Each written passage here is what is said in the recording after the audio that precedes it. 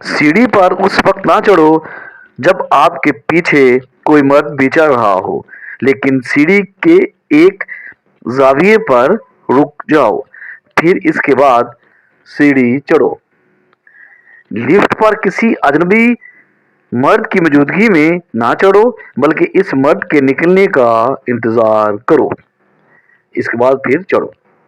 अपने कज़न के साथ हाथ मिलाकर मुसाफा ना करें, बल्कि उसके साथ सिर्फ सलाम करें।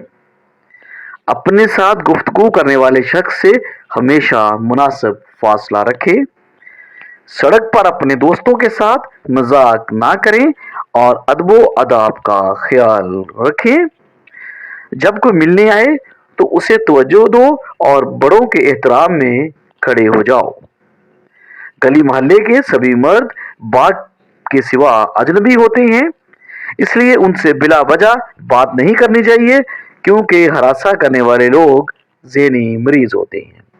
हरासा करने वाले लोग ज़हनी मरीज होते हैं। जब आप ज़मीन से कोई चीज़ उठाने के लिए झुकें तो रुकू की तरह मत झुकें, बल्कि कोशिश करो कि बैठकर वो चीज़ उठाओ और फिर आहिस्ता से खड़े हो जाओ। कोई अवामी जगह या किसी बस या टैक्सी में बैठकर बुलंद आवाज से बात ना करें, क्योंकि लोग आपकी गुफ्तगू सुन के आपके बारे में न जाने क्या सोचें।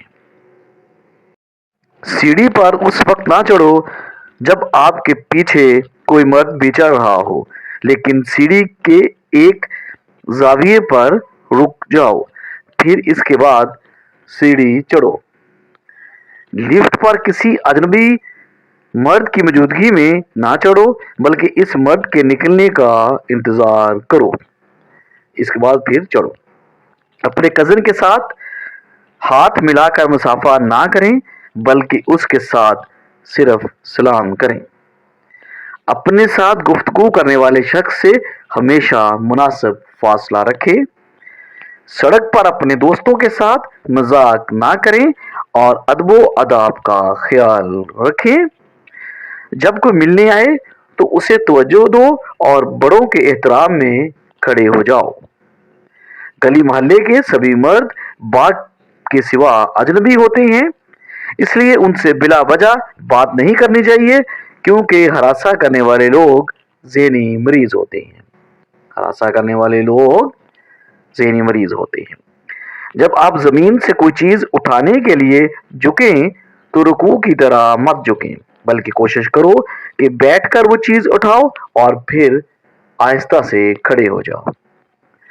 कोई अवामी जगह या किसी बस या टैक्सी में बैठकर बुलंद आवाज से बात ना करें, क्योंकि लोग आपकी गुफ्तगू सुन के आपके बारे में न जाने क्या सोचें।